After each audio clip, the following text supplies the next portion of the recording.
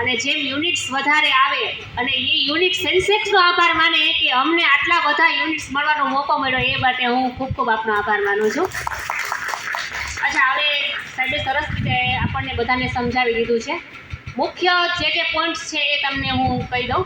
લગભગ બધાના ઈ-વેલ્થ છે, કોઈને ફિઝિકલ આપણે એકાઉન્ટ નથી, કોઈને એસઆઈપીમાં વધારો કરવો હશે તો અત્યારે કે કાલે કે ગમે ત્યારે ઇન ફ્યુચર એક લિંકથી જ ફક્ત થઈ જશે. કારણ કે લગભગ 3-4 વર્ષથી ઘણા બધા બહેનોની 500 કે 1000ની ચાલે છે, તો એટલી એસઆઈપી સફિશિયન્ટ નથી. કારણ કે આજે જે 100 રૂપિયામાં જે વસ્તુ મળે છે એ આવતે વર્ષે 106 રૂપિયામાં 6% દરે મોંઘવારી વધે છે, તો એટલી આપણી આવક પણ વધે છે. એટલે દર વર્ષે એસઆઈપીમાં વધારો કરવો જરૂરી છે. એના માટે ટોપ ઓફ ઓપ્શન પણ એક ખૂબ સરસ સાહેબે વાત કરી. બીજી મારે એક વાત કરવી છે કે આપણને બધાને બહાર હરવું ફરવું, ગાડી બંગલા બધાને કોને નથી ગમતું, તો એના માટે પણ આપણી પાસે એક સરસ વિકલ્પ છે. તમારું જેટલું ભંડોળ હશે એમાંથી તમને ફરવાના એક ઇન્સ્ટોલમેન્ટ તરીકે તમે બહાર ફરી આવશો. એમાં ક્યારે પણ એ ઇન્સ્ટોલમેન્ટ તમારો કટ થઈ જશે એ ખબર નહીં પડે. નહીતર ઘણી વખત આપણે ફરવા જતા હોય તો આપણે અગાઉથી બધા ચૂકવી દેવી પડતી હોય છે રકમ, ત્યારે આપણને ટિકિટ્સ મળતી હોય છે. પણ આમાં તમે ઇન્સ્ટોલમેન્ટથી તમે ફરવા જઈ શકો છો. તમે એ માટે કોઈ પણ વસ્તુની ખરીદી પણ કરી શકો છો. મોબાઈલ છે, ટીવી છે કે કોઈ પણ વસ્તુઓની ખરીદી તમે ઇન્સ્ટોલમેન્ટથી કરી શકો છો, અને બધા જ વિકલ્પો આપણી પાસે છે. ત્રીજી વસ્તુ સાહેબ એક સરસ કીધી હતી લોનની, તો લોનનો વિકલ્પ પણ આપણી પાસે છે. 45% તમારું જેટલું ભંડોળ હશે એની 45% લોન આપણને મળશે. આપણે ઘણી વખત કહેતા હોય કે 15 વર્ષની લોન લીધી હોય ને એનો આપણને લોનનો હપ્તો 15-20 હજાર રૂપિયા આવતો હોય, તો એ આપણે આસાનીથી કાઢતા હોય, તો પણ એની સામે એક નાની એવી રકમની 5000ની એસઆઈપી કરશો તો જે 15 કે 20 વર્ષ પછી તમારા જે લોનના હપ્તા જે ગયેલા છે એ તમારા વ્યાજ સાથે એસઆઈપી તમને ભરપાઈ કરી આપશે. તો આ બધી બેઝિક વસ્તુઓ ધ્યાનમાં રાખી અને એમાં તમે થોડાક અપડેટ થાવ. અને બીજી ઘણી બધી વસ્તુઓ એ પણ મારે તમને કહેવાની કે લગભગ બધાના મોબાઈલમાં મેં એક એપ્લિકેશન ચાલુ કરાવી દીધી છે, બધા જોઈ શકો છો.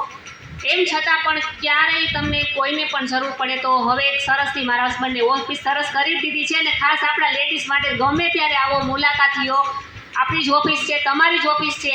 આવો, જાણો, શીખો, નવું નવું શું માર્કેટમાં આવે છે. ગમે ત્યારે સાંજે તમે આવી શકો છો, મુલાકાત લઈ શકો છો.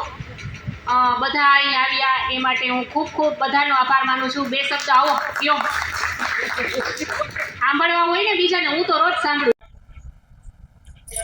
નમસ્કાર, હું ચેતના જીતેન્દ્ર પંડ્યા, શ્રી દાતારેશ્વર ઇન્વેસ્ટમેન્ટ તરફથી આજે અમે ફક્ત મહિલાઓ માટે એક મ્યુચ્યુઅલ ફંડ અવેરનેસ કાર્યક્રમ રાખેલો હતો. એમાં આપણે કહેવાય કે સંસ્કૃતમાં કહેવાય કે સંસ્કૃતા સ્ત્રી પરાશક્તિ, કે સ્ત્રી છે તો સર્વસ્વ છે. તો આજે ફક્ત ને ફક્ત સ્ત્રીઓ માટે જ, કે સ્ત્રીઓ છે એ જો બચતના માધ્યમથી ને આર્થિક રીતે એ આપણી સાથે સંકળાયેલું હોય છે, પરિવાર સાથે સંકળાયેલું હોય છે. કારણ કે બચત છે ને એ એક સ્ત્રી બધું સાચવતા, પરિવાર છે, એનું ઘર-બાર છે, એનું બધું સાચવતા બચત ખૂબ સારી રીતે કરી શકે છે. અને આજે જો બચત છે તો જ બધું છે.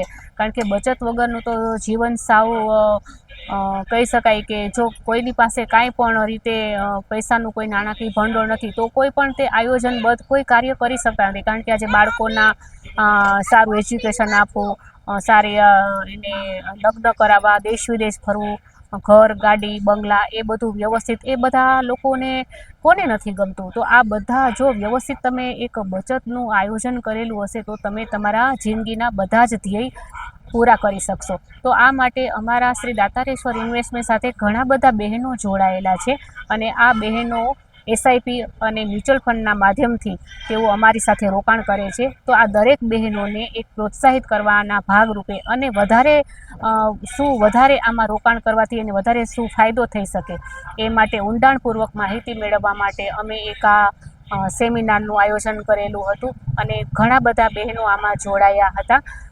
હજી પણ હું બધા બહેનોને નમ્ર વિનંતી કરું છું કે તમે લોકો ખાસ જાગો.